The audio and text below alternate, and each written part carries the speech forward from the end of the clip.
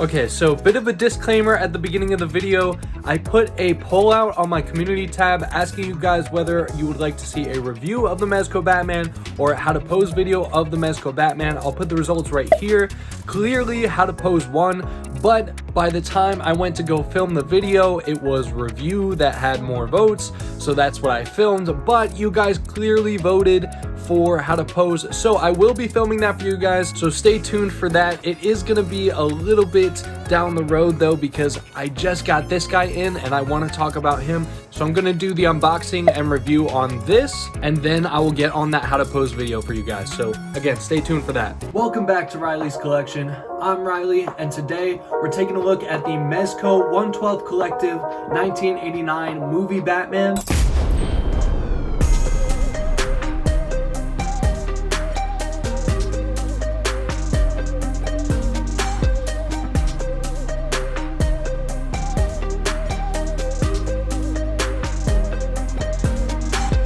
There has been a ton of hype over this guy. Pre-orders went up for him about 3 years ago now. So the people that pre-ordered this guy way back when have been waiting quite a long time for this. Personally, I did not pre-order this. I ordered it off of eBay for about double the retail price. So that hurt a little bit, I'm not gonna lie. But I think it was worth it to be able to take a look at and talk about this guy. But before we hop into the aesthetics, I just wanna ask you guys, who is your favorite live action Batman? For me, it's gonna be Robert Pattinson. I absolutely adore the Batman. I thought that movie was absolutely stellar, but I'm sure a lot of people are gonna disagree with that. So let me know down in the comments, who's your favorite Batman?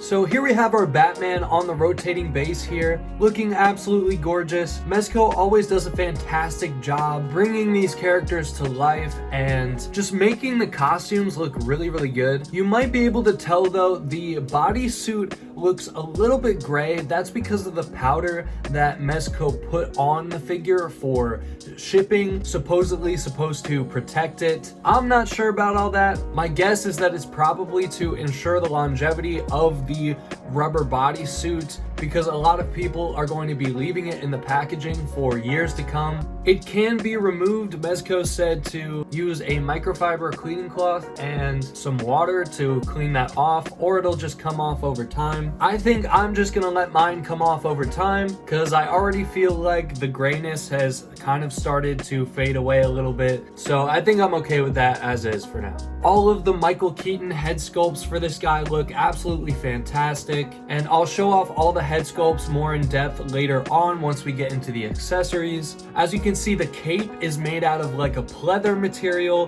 which we'll see how that holds up over time. There is a wired one and a non-wired one, so you can kind of pick your poison there. But the cape does like to flare out on the sides, especially that non-wired one, because you can't really move that around the way that you want to. And I really dislike how it wants to flare out like that. It doesn't look great, so I'm not a huge fan of that. There's a handful of shortcomings when it comes to the cape, and again, we'll talk about that later more in depth when we get into the accessories. You can see the bat symbol on the chest is attached to the cowl, and I also just wanted to show you guys here what he looks like without the cape, so you can see the full body suit. There is some detailing on the back showing off some of that armor that he has on, and all of that black area is fully rubber. There's no plastic pieces on it, which honestly is a little bit better for the articulation. You can see that there's kind of like a stippling all over that rubber suit to give it a little bit more texture, and all of that ab musculature is sculpted into the suit just like it is in the movie.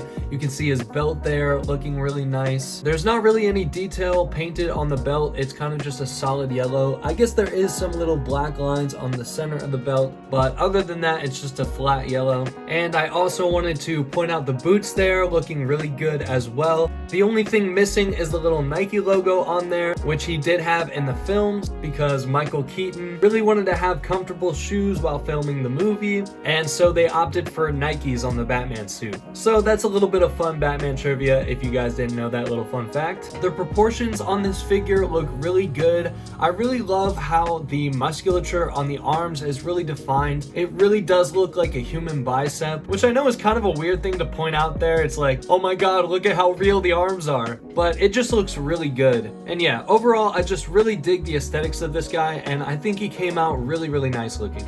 So I'd like to direct your attention to the accessories here. As you can see, this Batman figure does come with a slew of accessories. We get 4 different head sculpts for this guy, as well as this thing right here, which I'm sorry, I can't remember what this is, but that's pretty cool. He does come with a grapple gun, a closed up grapple gun, and then there is supposed to be like a little hook that you can put into each of these, which I lost, I'm sorry. But then it does come with one that's on a wire here, and you can also put those into the grapple guns. Then he does come with this thing right here, which might be like a bomb or like a timer or something. Again, I really can't remember what this is, but it does look pretty cool. It's really nicely painted, just really tiny. Then we do get a Batarang on a rope for grappling or tying up enemies or something to that effect. Then we do get 4 of these regular Batarangs. It also does come with 2 open hands, although I lost one of mine again. Sorry guys,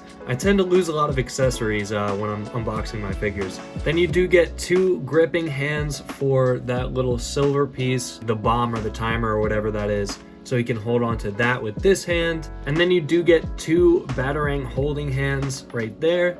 Moving on to the head sculpts, we get this one right here, which has a little switch in the back, and that is so that you can move the eyes from one side to the other. So I'm going to try and show that off here. It's a little bit hard to work, but there you can see that moving there, and you can move it to either side. Works really well, and that is very cool. So you can have your Michael Keaton Batman looking in any direction you want him to, which is really important for this guy because he does not have any neck movement at all. Then we have this head right here where his mouth is a little bit open, but not like jaw dropped or anything, just a little bit of opening in the mouth there, and you can see that distinct Michael Keaton lip shape right there. And yeah, that's also a really good looking head sculpt. Then we get this one right here, which is one of my personal favorites. It's this awesome looking battle damage head sculpt. And you can see the blood across his face right there. That looks really good. Unfortunately, there's not any pieces to go along with this head to make him look more battle damaged, but just standalone, this head looks really good. And then we do have the closed mouth, neutral face looking Batman head, which is also an essential to have here. And just like all the other head sculpts, looks really good. All of them look just like Michael Keaton, and I'm really happy with how they turned out. You also do get 2 capes here for your Batman. You get 1 non-wired cape and 1 wired cape, which it's always good that they include 2 capes to give you some more options, and also if one of them breaks or tears or something, you have another cape to back you up, so that's always really nice. But these capes in particular, I'm not really a fan of how they drape. They poof out to the sides too much, and let me show you real quick what I mean by that. So as you can see here, I have the non-wired cape on the figure right now, and it just poofs out to the side, and I don't think it looks very good at all. I wish that I could bring those sides in and have it just drape straight down like it's supposed to, but yeah, it just doesn't really do that, and it greatly negatively affects the look of this figure in my opinion. And something else I did want to mention about the capes is that they plug in right here around the base of the neck, but it's really difficult to plug in this cape, either one of them. I mean, it's a little bit easier to get the non-wired cape in there, I found, because there's so much material around the connection point of this cape right here. It makes it extremely difficult to pop this on and off, and that's why you'll see a lot of people in their reviews of this guy not have their head sculpts sitting flush on the body like this. It'll be more like gappy because those people don't have their capes in all the way, because it's really difficult to snap that in, and I'm sure a lot of people didn't want to risk breaking this guy because you do have to put a lot of force behind it just to get this cape on, unless you modify it by cutting away some of that fabric at the base of the connection point of the cape. So yeah, the capes definitely could be better. The capes are definitely leaving a lot to be desired here.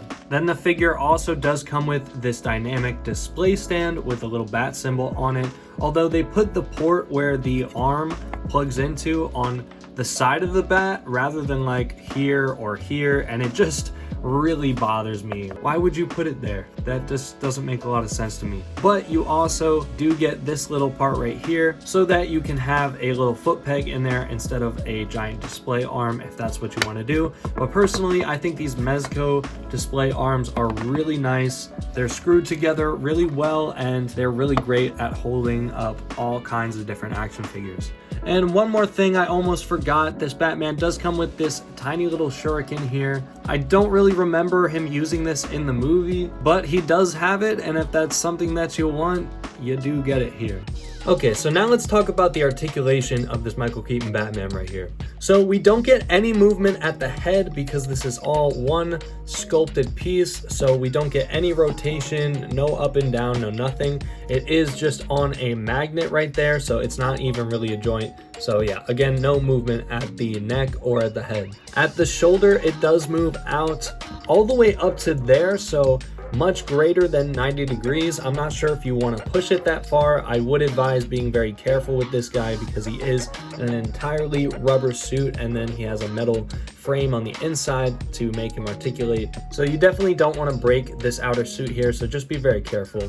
The arm can move forwards about that much, so he can raise his arm up a pretty good amount, and then it does go back about that much, which is also a fairly good range of motion. He does have a bicep swivel in there, but I'm not sure how much use you're really going to be able to get out of it. Double jointed elbows move in about that far, so greater than 90 but not all the way in. There is no swivel at the forearm. You do get a swivel at the wrist and also a hinge up and down, which works fine. You do get articulation at the diaphragm. You do get a swivel that goes to the side about that far. We can get him to crunch in about, we can get him to crunch in a really good amount. I think there is actually two joints, one at the diaphragm and then one at the waist. And then he does go back about that far. So yeah, really good range in the torso there, like really insanely good. And then the legs do move up about that much, so greater than 90 again. This guy has really good articulation. I've noticed though that the legs do want to like move out to the side. You can get them to like push back in, but it's a little bit sketchy doing that. Things can be pretty tight, and again, I would just advise being really careful when you're trying to articulate this guy. And then we do get a double jointed knee that moves in about that far, which is about 90 degrees, maybe a little bit more right there. For the feet, it does move up about that far, but you are kind of mushing down this little piece right there, so I probably wouldn't leave it like that. And then it goes back about that far, so not too much, and then you do get some ankle pivot right there, and that works pretty well. So yeah, overall in this guy, articulation is surprisingly solid. Despite having a totally seamless body, you can get this guy to move around and articulate very well and nicely. But again, I would just advise to be highly careful articulating this guy and moving him around in this bodysuit. We really don't know how this is going to hold up over time. But yeah, overall, a solid set of articulation with this guy.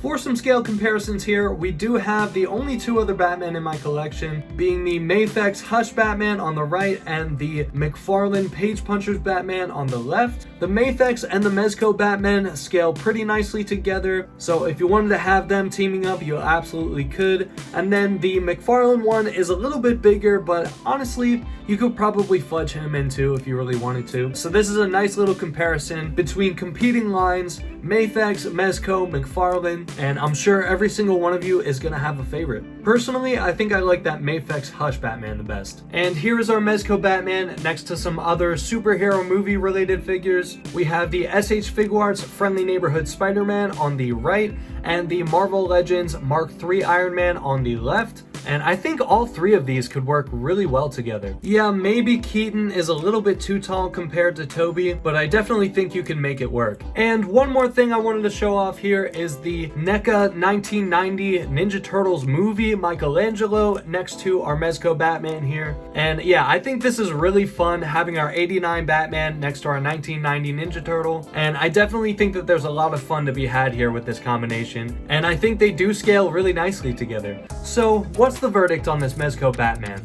I like it, but I don't really think that I can recommend it. First of all, I'd like to make a note of the fact that you'd be very lucky to get this at retail price. Typically with Mezcos, you pre-order them, and then if you miss out on the pre-order, they sell out, you can't get them anywhere, and if you do, it's for like double the retail price. So me personally, I did not pre-order this guy 3 years ago, so I paid about double retail price for this guy, which is about $220, which is super steep.